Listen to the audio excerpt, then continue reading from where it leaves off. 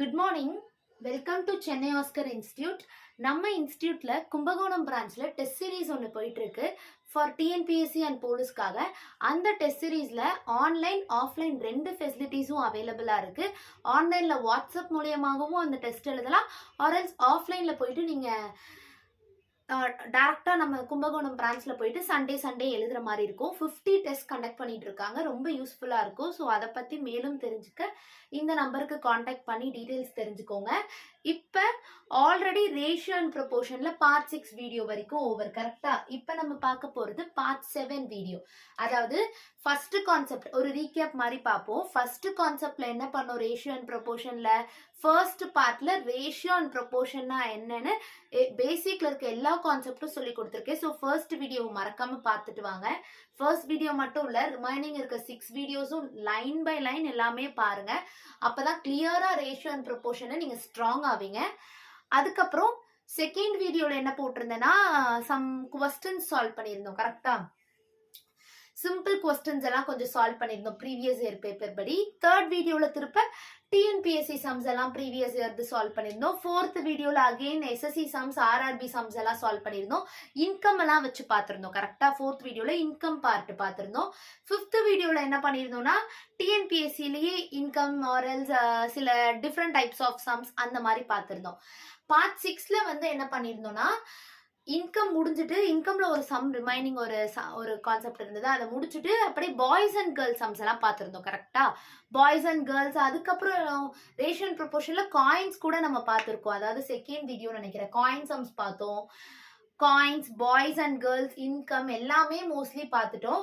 Extra இப்போ என்ன ratio and ப்ரொபோர்ஷன்ல இருக்குன்னா நெக்ஸ்ட் பார்ட்ல வந்து ஏஜஸ் பார்ப்போம். இந்த பார்ட்லயே வந்து ஏஜஸ்ல ஃபர்ஸ்ட் பேசிக் ஏஜஸ் ப்ராப்ளம் எல்லாம் இந்த பார்ட்ல பார்த்துட்டு அடுத்த வீடியோல ஒரு ஏஜஸ் ப்ராப்ளம்ஸ் பார்த்துட்டு அண்ட் தென் ஒரு 1 வீடியோல பார்ட்னர்ஷிப் மட்டும் பார்த்துட்டோம் அப்படின்னா ratio and proportion full concept தரவா முடிச்சிருவீங்க. ஏஜஸும் பார்ட்னர்ஷிப் மட்டும் தான் ரிமைனிங் இருக்கு. ஸோ அதை பார்த்துடலாம். மிக்சர் அண்ட் அலிகேஷன் இந்த மாதிரி எக்ஸ்ட்ரா சம்ஸ் எல்லாம் நம்ம அந்தந்த டாபிக் வரப்ப செப்பரேட்டா பார்ப்போம். ஓகேவா? நார்மலா இருக்கிறத நீங்களே போட்டுற மாதிரி தான் இருக்கும். சரி, ஓகே. இப்போ ஃபர்ஸ்ட் சம் பாருங்களேன். ஏஜஸ் பேஸ் பண்ண சம்ஸ், இதெல்லாம் ஒரு பேசிக் சம்ஸ். இதெல்லாம் டிஎன்பிஎஸ்சி குரூப் 2ல கேட்ட கொஸ்டின்ஸ். ஓகே. ஏபி என்பவர்களின் தற்போதைய வயது விகிதம் 4:5. ஏபி ரெண்டு பேரோட ரேஷியோ இப்ப இருக்கிறது 4:5. 5 வருடங்களுக்கு பிறகு அவர்களின் வயது 5:6. 5 வருஷத்துக்கு பிறகு அவங்க ரெண்டு பேரோட வயசு 5:6 மாறுது. இவரின் தற்போதைய வயதின் கூடுதல், அதாவது நம்ம தற்போதைய வயது என்னன்னு ரெண்டு பேருக்கும் தனித்தனியா கண்டுபிடிச்சு அதோட கூடுதல் மீன்ஸ் அது ரெண்டும் ஆட் பண்ணி கொடுக்க போறோம். இதான் நம்ம சால்வ் பண்ண போறோம். ஃபர்ஸ்ட் என்ன கொடுத்துட்டாங்க? ஏபியோட ரேஷியோ என்ன கொடுத்துருக்காங்க? 4:5. கரெக்டா? ரேஷியோல இருந்தா நம்ம எக்ஸ் வச்சு எழுதிப்போமா? 4x + 5x. இந்த ரெண்டுத்தோடையும் 5 வருடங்களுக்கு பிறகு ஒரு ரேஷியோ கொடுத்திருக்காங்க. அப்ப 5 வருடங்களுக்கு பிறகா முன்பா, அதாவது 5 வருடங்களுக்கு பிறகா இல்ல முன்புன்னு கொடுத்திருக்காங்களா? பிறகு. அப்பனா +5 தானே. முன்புன்னு கொடுத்திருந்தா -5 போட்டிருப்போம். ஓகே, இதுல கரெக்டா ஸ்ட்ராங்கா இருந்துக்கோங்க. அப்ப ரேஷியோ என்னவா மாறுது? 5:6. ஸோ அதை போட்டுட்டோம். 5 வருடங்களுக்கு பின்புன்னு கொடுத்ததுனால பிறகுன்னு கொடுத்ததுனால +5 பண்ணிட்டோம். ரெண்டு இடத்துலயுமே 5 வருஷம் பிறகுதான். சோ இங்க 5 வருஷம் பிளஸ், இங்க ஒரு 5 வருஷம் பிளஸ். இப்ப ரேஷியோ 5:6. ரேஷியோனாலே இப்படி டிவிஷன்ல எழுதலாம். அந்த கான்செப்ட் கிளியரா தானே இருக்கீங்க? ஓகே. இப்ப நம்ம என்ன பண்ணுவோம்? 6 வந்து கிராஸ் மல்டிப்ளை, 5ஐயும் கிராஸ் மல்டிப்ளை பண்ணோம்னா 6 × 4x + 5 = 5 × 5x + 5. கரெக்டா? இதுதான் வந்து நம்மளோட கிராஸ் மல்டிப்ளை பண்ண பிறகு வந்த வேல்யூ. இப்ப என்ன பண்ணலாம்? இது இப்படி மல்டிப்ளை பண்ணலாமா? உள்ள மல்டிப்ளை பண்ணோம்னா 6 4s are 24x + 6 5s are 30 = 5 5s are 25x + 5 5s are 25. Variables எல்லாம் ஒரு சைடு, கான்ஸ்டன்ட் எல்லாம் ஒரு சைடு கொண்டு போனா 25x - 24x போகுமா? இந்த +24 இப்படி வந்தா சேம் 30 + 25 - 25 வரும். அப்ப 30 - 25 which is 5, 25 - 24 which is 1x. x ஓட வேல்யூ என்னன்னு கண்டுபிடிச்சிட்டோம், which is 5. அதாவது x ஓட வேல்யூ என்ன? 5. இவர்களின் தற்போதைய வயது, அதாவது ஏபி வந்து தற்போதைய நிலை ஃபர்ஸ்ட் என்னவா இருந்தது 4:5 தான் இருந்தது. 5 வருடங்களுக்கு பிறகுதான் இந்த ரேஷியோ வந்தது. அவங்க கேட்கறது தற்போதைய வயது. சோ 4:5. 4x 5x கரெக்டா. 4 into xக்கு பதிலா கண்டுபிடிச்சது 5 to 20. 5 into 5 25. ஏபி ரெண்டு பேரும் கண்டுபிடிச்சிட்டோம். வயதின் கூடுதல் கேட்டிருக்கான். அப்ப ரெண்டும் ஆட் பண்ணா 45. அப்ப ஆன்சர் என்ன 45. புரிஞ்சுதா? क्वेश्चन முதல்ல கிளியரா புரிஞ்சு ரேஷியோ ஈக்குவேஷன் ஃபார்ம் பண்ணிட்டா வெறும் ஜஸ்ட் சிம்பிளிஃபை பண்ணி எக்ஸ் கண்டுபிடிச்சிட்டு தற்போதைய வயதா பிறகு அந்த 5 வருடங்களுக்கு பிறகு உள்ள வயதான்னு செக் பண்ணிக்கோங்க. தற்போதைய வயது தான் கொடுத்திருக்கா. சோ தற்போதைய வயதின் கூடுதல்ன்றதுனால ஆட் பண்ணிக்கிட்டோம். அவ்வளவுதான். சிம்பிள் தானே இது? ஓகே, நெக்ஸ்ட் சம் பாப்போமா? செகண்ட் சம் பாருங்களேன். அருண் மற்றும் கிஷோர் தற்போதைய வயதுகள் முறையே 24 வருடங்கள் மற்றும் 36 வருடங்கள் எனில், அதாவது அருணுக்கும் கிஷோருக்கும் இப்ப என்ன வயசு? அருணோட ஏஜ் 24, கிஷோரோட ஏஜ் 36 அப்படின்னு கொடுத்திருக்காங்க. 8 ஆண்டுகளுக்கு முன்பு கிஷோர் மற்றும் அருண் வயதுகள் விகிதம் என்ன?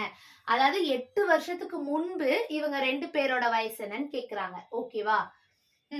இப்ப அருண் மற்றும் கிஷோர் ரெண்டு பேரு, அருண் கிஷோர் கரெக்டா. இது வந்து இப்படி எழுதிக்கலாம். அருண் இப்படி எல்லாம் எழுதணும்னு அவசியம் இல்ல. அருண் கிஷோர் ரெண்டு பேர் இருக்காங்க. அருணோட இப்ப வயசு 24, கிஷோரோட இப்ப இருக்கிற வயசு 36. 8 வருடங்களுக்கு முன்பு, அதாவது 8 வருஷத்துக்கு முன்னாடி, அப்ப வயசு என்ன ஆகும்? கம்மி தானே ஆகும். சோ -8, ரெண்டு இடத்துலயுமே -8. 24 8 மைனஸ் பண்ணா என்ன? 16. 36 8 மைனஸ் ஆனா என்ன? 28. அப்ப ரேஷியோ எப்படி இருக்கு? 16:28 இருக்கு.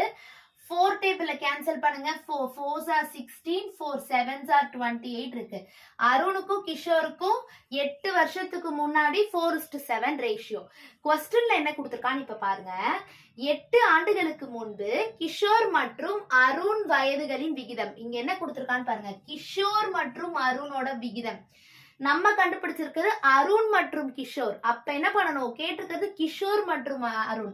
அப்ப அருண் மற்றும் கிஷோர், நமக்கு கிஷோரும் அருண் தான் தேவை. கிஷோரோட வேல்யூ 7, அருணோட வேல்யூ 4. அப்ப ரேஷியோ வந்து 7:4 தான். 4:7 போட்டக்கூடாது. இங்க யாரோட விகிதம் கேக்குறான்னு பாக்கணும். கிஷோர் தான் ஃபர்ஸ்ட் இருக்கான். சோ 7:4. புரியுதா கான்செப்ட் என்ன? ஆன்சர் வந்து 4:7 கிடையாது, 7:4. இந்த ரெண்டு சம் கிளியர் ஆயிட்டீங்களா? ஓகே, நெக்ஸ்ட் ஒரு 3 சம்ஸ் பாப்போமா? ஓகே பாப்போம். இந்த क्वेश्चनல என்ன பார்க்கலாம்னா தேர்ட் क्वेश्चन பாப்போமா? தேர்ட் क्वेश्चनல என்ன பார்க்க போறோம்னா, கவின் என்பவரின் வயது தன் மகன் சரணின் வயதை போல 6 மடங்கு. அதாவது கவினன்றவரோட ஏஜ் என்னன்னா அவரோட பையன் மகன் சரணை விட 6 மடங்கு அதிகம். இவன் 10 வயசுனா 6 மடங்குனா என்ன? 6 into 10 60 வயசா இவர் இருப்பாரு. 5 வயசுனா 5 into 6 30 இருப்பாரு. அந்த மாதிரி 6 மடங்கு டிஃபரன்ஸ் இருக்கும். இவரோட வயசை விட 6, இவர் 10னா இவர் 60, அந்த மாதிரி ஏஜ் டிஃபரன்ஸ் இருக்கும். 6 மடங்கு. இவர் என்ன வயசு, இவரோட பையன் சரண் என்ன வயசு இருக்காரோ அதை விட 6 மடங்கு இருப்பாரு கவின். 4 வருடங்கள் கழித்து அவரின் வயது மகன் வயதை போல 4 மடங்கு எனில், அதாவது 4 வருஷத்துக்கு பிறகு கவினோட வயது வந்து மகன் வயதை விட 4 மடங்கு அதிகம். இப்ப என்ன டிஃபரன்ஸ்னா, இந்த 4 வருஷத்துக்கு பிறகு சரண் வந்து 4 வயசா இருக்காரு அப்படின்னா கவின் எத்தனை வயசா இருப்பாரு? 16 வயசா இருப்பாரு. ஏன்னா 4 மடங்கு அதிகம்னு சொல்லியிருக்காங்க. அடுத்தது அவரின் தற்போதைய வயது, அதாவது 4 வருஷத்துக்கு முன்னாடி எல்லாம் கிடையாது, நார்மலா இப்ப பிரசன்டேஜ் அவரோடது என்ன? யாரோடது? அவர்களின் ரெண்டு பேரும், அதாவது கவின் சரண் ரெண்டு பேரோட தற்போதைய வயதுன்னு கேக்குறாங்க. இப்ப கவின் என்பவரின், கவின் ஒருத்தர் இருக்காரு, கவின், இது சரண் கரெக்டா. சரண் கவின், இவர் வந்து 1னா இவரு 6 மடங்கு கரெக்டா. இவரோட வயசு 1னா இவரோட வயசு 6. இது இப்படி எழுதிப்போமா? கவின் சரண் எழுதிக்கலாம். இவர் 1 வயசுனா இவர் 1 வயசுனா இவரு 6 வயசு. ரேஷியோல எக்ஸ்போர்ட் தானே எழுதுவோம், இப்படி எழுதிக்கோங்க. இப்ப என்ன சொல்றாங்க, 4 வருடங்கள் கழித்து, அப்ப அடுத்து வரப்போற 4 வருஷம் கழிச்சு, அப்ப +4 ரெண்டு இடத்துலயும் 4 வருடங்கள் கழித்து அவங்க வயது எப்படி ஆகுது, அவரின் வயது மகன் வயதை போல 4 மடங்கு. அதாவது இவங்க 1னா இவங்க 4, திருப்பியும் சரண் 1னா கவின் 4, அந்த மாதிரி ரேஷியோ மாறுது. ஒரு ரேஷியோ கொடுத்துட்டு ஆஃப்டர் 4 இயர்ஸ் இந்த ரேஷியோ எப்படி மாறுது சொல்லுவாங்களா, அந்த கான்செப்ட் தான் இப்படி பிரிச்சு கொடுத்துருக்கான். அவர்களின் தற்போது வயது என்னன்னு கண்டுபிடிக்க போறோம். என்ன பண்ணுவோம், ஜஸ்ட் கிராஸ் மல்டிப்ளை பண்ணுங்க. 6x + 4 × 1 தான், ஒன்னும் ப்ராப்ளம் இல்ல. x + 4 × 4 6x + 4 உள்ள மல்டிப்ளை பண்ணீங்கன்னா 4 × x 4x 4 4s are 16. Constant எல்லாம் ஒரு சைடும் வேரியபிள்ஸ் எல்லாம் ஒரு சைடு கொண்டு போனீங்கன்னா +4x இந்த சைடு வரப்ப -4x 6 - 4. so 6 - 4 என்ன 2x 6 - 4 2 கரெக்ட் தானே நான் பண்ணிருக்கிறது.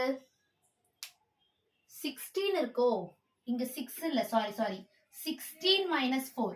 அப்ப 16 - 4 என்ன 12. x ஓட வயசு என்ன அப்ப வரும், 2 டேபிள்ஸ்ல 6 டைம்ஸ் போகுமா, x ஓட வேல்யூ என்ன கண்டுபிடிச்சிருக்கோம் 6ன்னு கண்டுபிடிச்சிட்டோம். கவின் சரணின் தற்போதைய வயது தான் கேக்குறாங்க, 4 வருஷத்துக்கு பிறகு கேட்கல. சோ இது 6x இது 1x இருக்கப்ப xக்கு பதிலா 6 சப்ஸ்டிட்யூட் பண்ணீங்கன்னா 6 × 6 இவர் 36, 1 × 6 இவர் 6. புரியுதா, கவினோட ஏஜ் 36, சரணோட ஏஜ் 6. கான்செப்ட் புரிஞ்சுதா. இது எப்படி கொடுத்திருக்காங்க, கவின் என்பவர் இவரோட மகனின் வயதை விட 6 மடங்கு ஃபர்ஸ்ட் இருந்தாரு. சோ இவர் 1x இவர் 6x. 4 வருடங்கள் கழித்துன்னு சொன்னதுனால 2 பேரையும் 4 ஆட் பண்ணோம். அப்ப ரேஷியோ என்ன ஆகுது, இவர் 1 மடங்குனா இவர் 4 மடங்கு. சோ கிராஸ் மல்டிப்ளை பண்ணி எக்ஸ் வேல்யூ கண்டுபிடிச்சு தற்போதைய வயது என்னன்னு கண்டுபிடிச்சிட்டோம். இது 3rd சம். 4th சம் பாருங்க, தந்தை மற்றும் மகனின் வயது விகிதம் 4:1 இருக்கு. தந்தை மகன் 4:1 இருக்கு. மேலும் அவர்கள் இருவரின் வயது பெருக்கு தொகை 196. அதாவது 2 பேரோட வயதோட பெருக்கு தொகை ப்ராடக்ட் 196 எனில் 5 வருடங்களுக்கு பிறகு அவர் இருவரின் வயது விகிதம் என்ன. முதல்ல இப்ப இருக்க வயது என்னன்னு கண்டுபிடிச்சிட்டு அடுத்து +5 பண்ணா 5 வருடங்கள் கிடைச்சிரும், ரேஷியோ கண்டுபிடிச்சிடலாம். கரெக்டா. இப்ப என்ன பண்ண போறோம்னா, இது 4x இது 1x இல்லையா, இதோட பெருக்கு தொகை என்ன சொல்றாங்க 196. அதாவது 4 × 1x-னா 4x × 1x என்ன 4, 2x இருக்கனால x² = 196. 4 டேபிள்ல இது 4 4s are 16, 4 9s are போகும். அப்ப x² 49னா 49 7² எழுதலாமா. அப்ப x ஓட வேல்யூ 7. x² 49னா x ஓட வேல்யூ 7. x 7னா அப்ப தந்தை மகனோட வயது என்ன, இவன் 4x இவன் 1x. அப்ப 4 × 7 28, 1 × 7 7. தந்தை மகனோட வயது 28 7 தற்போதைய வயது. ஆனா அவங்க கேட்டிருக்கிறது 5 வருடங்களுக்கு பிறகு அவர்கள் இருவரின் வயது விகிதம். அதாவது +5 2 பேருக்கும் 5 வருஷத்துக்கு பிறகு ரேஷியோ கேக்குறாங்க. சோ 33:12 இதான் ரேஷியோவா இருக்கணும். 3 டேபிள் இது 11 டைமும் இது 4 டைமும் போகும். அப்ப 11:4 தான் நம்மளோட ரெக்வயர்ட் ரேஷியோ. இவர்கள் இருவரின் வயது விகிதம் 5 வருடங்களுக்கு பிறகு இதுவே ஆகும். ஓகே, புரியுதா கான்செப்ட் என்னன்னு. முதல்ல என்ன பண்ணோம், ஒவ்வொருட 2 பேருக்கு ரேஷியோ கொடுத்திருக்காங்க, அதோட பெருக்கு தொகை 196னா சோ எக்ஸோட வேல்யூ கண்டுபிடிச்சு தற்போதைய வயது கண்டுபிடிச்சோம். அது 5 வருடங்களுக்கு பிறகுனால +5 பண்ணி இப்ப இருக்க ரேஷியோ 5 வருடங்களுக்கு பிறகு உள்ள ரேஷியோ கண்டுபிடிச்சிட்டோம். இந்த 2 சம் கிளியர்ல. ஓகே, நெக்ஸ்ட் 2 சம்ஸ் பாப்போம். 5th சம் பார்க்கலாமா. 5வது சம் என்னன்னா, மகன் மற்றும் தகப்பனின் தற்போதைய வயதின் கூட்டுத்தொகை 72. அதாவது மகன் மற்றும் தகப்பன், நான் மகனை சன்னு வச்சுக்கிறேன் எஸ்ன்னு, தகப்பனை ஃபாதர்னு வச்சுக்கவா. அவங்களோட தற்போதைய வயதின் கூட்டுத்தொகை 72. இது ஏன் இப்படி எழுதியிருக்கேன்னு புரிஞ்சுதா. மகன்னா சன்னு, தகப்பனை ஃபாதர் எடுத்துக்கிட்டு இவங்க 2 பேரையும் வயது இப்ப ஆட் பண்ணா 72. இது ஒரு ஈக்குவேஷனா வச்சுக்கோங்க. கொடுத்துருக்க கொஸ்டின் கொடுத்துருக்கதெல்லாம் இப்படி கிவனா எழுதிட்டீங்கன்னா உங்களுக்கு ஈஸியா இருக்கும் சால்வ் பண்ண. 12 வருடங்களுக்கு பிறகு தகப்பனின் வயது, அதாவது 12 வருடங்களுக்கு பிறகு ஃபாதர் 12 வருடங்களுக்கு பிறகு பிறகு தானே கேட்டிருக்காங்க. அப்ப என்ன பண்ணணும்? +12 தகப்பனின் வயது மகனின் வயதில் 3 மடங்கு, மகனோட வயதுல 3 மடங்கா. 12 வருடங்களுக்கு பிறகு ஃபாதர்ல 12னா சன்னுக்கும் 12 பிளஸ் பண்ணுவோமா? வயது என்ன சொல்றாங்க? மகனை விட இவர் 3 மடங்கு. அப்ப 3:1 ரேஷியோல இருக்கா? புரியுதா? இவர் 1னா இவர் 3 மடங்கு, 3ன்னு போட்டிருக்கேன். அதாவது 12 வருடங்களுக்கு பிறகு ஃபாதர் சன்னுனா இங்கேயும் +12 இங்கேயும் +12 3 மடங்கு இருக்கும் சன்னை விட. சோ அங்க 3 இங்க 1. புரியுதா இந்த கான்செப்ட்? ஓகே. இப்ப இத கிராஸ் மல்டிப்ளை பண்ணா என்ன வரும்? Father +12 = 3s + 3 × 12 36. புரிஞ்சுதா எப்படி எழுதியிருக்கேன்னு? சால்வ் பண்ணுங்க. வேரியபிள் 3s இந்த சைடு கொண்டு வந்தா ஃபாதர் -3s = 36 +12 இப்படி வந்தா -12. அப்ப மைனஸ் பண்ணீங்கன்னா என்ன வரும்? 24. ஃபாதர் -3s வந்து என்ன வந்திருக்கு? 24ன்னு வந்துருச்சு. ஆல்ரெடி ஃபாதர் பிளஸ் சன் 72ன்னு இருக்கு. ஃபாதர் -3 சன் 24 இருக்கு. ரெண்டு ஈக்குவேஷனும் சால்வ் பண்ணா ஃபாதர் சன் ஏஜ் கண்டுபிடிக்கலாமா? இப்ப நம்மள என்ன கேட்டிருக்காங்க? மகனின் தற்போதைய வயது. அதாவது ரெண்டுத்தையும் சால்வ் பண்ணி சன்னோட தற்போதைய வயது என்னன்னு கண்டுபிடிக்க போறோம். ஃபாதர் பிளஸ் சன் 72னா ஃபாதர் -3 சன் 24ன்னு இருக்கு. இப்ப நம்ம இங்க சைனை மாத்துனா இது கேன்சல் ஆயிடுமா? இங்க சைன் மாத்துனா இங்கேயும் மாத்துவோம், இங்கேயும் மாத்துவோமா? அப்படி மாத்துனா என்ன ஆகுது? 3s + s 4s. 72ல 24 மைனஸ் பண்ணா என்ன வரும்? இங்க ஒரு 8, இங்க ஒரு 4, 48. அப்ப 4s 48னா s என்னவா இருக்கும்? 4 டேபிள்ல 12 டைம் கேன்சல் ஆகுமா? சன்னோட ஏஜ் 12. இது பெர்சன்டேஜ். பெர்சன்டேஜ் தான் 12ன்னு கண்டுபிடிச்சிருக்கோம். கரெக்டா? நம்மள கேட்கறதும் தற்போதைய வயது தான் கேக்குறாங்க. சோ s ஃபார் சன் நான் ஃபர்ஸ்ட் எடுக்கிறப்பே சொன்னா s = 12 வந்துருச்சு. அப்ப அவனோட வயசு என்ன? 12 வயது. கான்செப்ட் புரிஞ்சுதா? ரெண்டு பேரோட மகன் மற்றும் தந்தையின் கூட்டுத்தொகை 72னால மகனை எஸ் ஆகவும் தந்தையை ஃபாதர் எஃப் ஆகவும் எடுத்து ஆட் பண்ணி 72 போட்டேன்.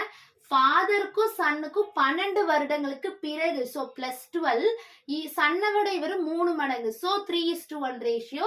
கிராஸ் மல்டிப்ளை பண்ணா இது ஒரு ஈக்குவேஷன், இது ஒரு ஈக்குவேஷன். ரெண்டு ஈக்குவேஷனை சால்வ் பண்ணி சன் கண்டுபிடிச்சோம். அவங்கள நம்மள கேட்கறதும் மகனின் தற்போதைய வயது தான். சோ தற்போதைய வயது கண்டுபிடிச்சிட்டோம். அவ்வளவுதான். 6th சம் பாப்போமா? இது என்னன்னா, இன்று அபியின் வயது பூமியின் வயதை போல 2 மடங்கு. அதாவது அபிக்கும் பூமிக்கும் இப்ப இருக்க வயது என்னன்னா, இவர் பூமி 1னா அபி என்னது? இன்று அபியின் வயது பூமியின் வயதை போல 2 மடங்கு. இவ 1னா அபி வந்து 2 மடங்கு. இது இப்ப இருக்கிறது. 7 வருடங்களுக்கு பின்னர், அதாவது 2x + 7 பின்னர் தான் கொடுத்திருக்காங்க. அப்ப +7 கீழே x + 7. அவர்களின் வயது வித்தியாசம் 5. அதாவது இந்த ரெண்டுத்துக்கான வித்தியாசம் 5 எனில் பூமியின் இன்றைய வயது என்னன்னு கேக்குறாங்க. இது ரெண்டுத்துக்கான ரேஷியோ எப்பயுமே மாறும் அப்படி சொல்லிட்டு இங்க ஒரு ரேஷியோ கொடுப்பாங்க எல்லா சம்லயும். இங்க என்ன கொடுத்திருக்கான் பாருங்க, இந்த ரெண்டுத்துக்கோட வயது வித்தியாசம். அதாவது 2x + 7 - x + 7 வித்தியாசம் தானே, இதுக்கும் இதுக்குள்ள வித்தியாசம். அப்ப டிஃபரன்ஸ் மைனஸ் போட்டு போடலாமா? அதுதான் என்னன்னு கொடுத்திருக்கான், 5ன்னு கொடுத்திருக்கான். புரியுதா? அபிக்கும் பூமிக்கும் 7 வருடங்களுக்கு பின்னர் சொன்னனால போட்டுட்டோம். வித்தியாசம் சொன்னா டிஃபரன்ஸ். ரெண்டுத்துக்கும் உள்ள மைனஸ் டிஃபரன்ஸ் என்னன்னா 5ன்னு கொடுத்துட்டான். இப்ப இந்த மைனஸ உள்ள கொண்டு போனீங்கன்னா -x - 7 = 5. +7ம் -7ம் கேன்சல் ஆயிட்டோம். 2x - x என்ன? x = 5 அப்படின்னு x ஓட வேல்யூ ஃபைண்ட் அவுட் பண்ணிட்டோம். அப்ப அபியோட வயசு என்ன? பூமியோட வயசு என்ன? 2x. இது 1x. so 2 × 5 10. 1 × x 5. அபியின் வயது 10, பூமியின் வயது 5. क्वेश्चन என்ன கேக்குறாங்க? பூமியின் இன்றைய வயது தான். அப்ப இன்றைய வயது 5. ஓகே, ஆன்சர் வந்து 5. புரிஞ்சுதா கான்செப்ட் என்னன்னு? எப்பயுமே எல்லா சம்லயும் இதுக்கு ஒரு ரேஷியோ கொடுத்திருப்பான். ஆனா இதோட வித்தியாசம் இப்ப கொடுத்திருக்காங்க. இதையும் மைனஸ் பண்ண ஆன்சர் 5. சால்வ் பண்ணீங்கன்னா எக்ஸ் வேல்யூ தெரிஞ்சிடும். அபியின் பூமிக்கும் எக்ஸ சப்ஸ்டியூட் பண்ணிட்டு பூமியின் இப்போ தற்போதைய வயது, சோ இன்னைக்கு வயது 5 அப்படின்னு போட்டாச்சு. புரிஞ்சுதா இந்த கான்செப்ட் எல்லாம்? ஓகே, 6 சம்ஸும் நல்லா ஏஜஸ்ல கிளியரா பாருங்க. எல்லாமே பேசிக் டிஎன்பிஎஸ்சில கேட்ட சம்ஸ் தான். எல்லாம் சால்வ் பண்ணுங்க. நெக்ஸ்ட் வீடியோஸ்ல நம்ம கொஞ்சம் டிஃபிகல்ட் சம்ஸ் எல்லாம் பார்க்கலாம். இதுல ஏதாவது டவுட்ஸ், இது வரைக்கும் பார்த்ததுல ஏதாவது டவுட்ஸ் இருந்தா கமெண்ட் செக்ஷன்ல மென்ஷன் பண்ணுங்க. தேங்க்யூ.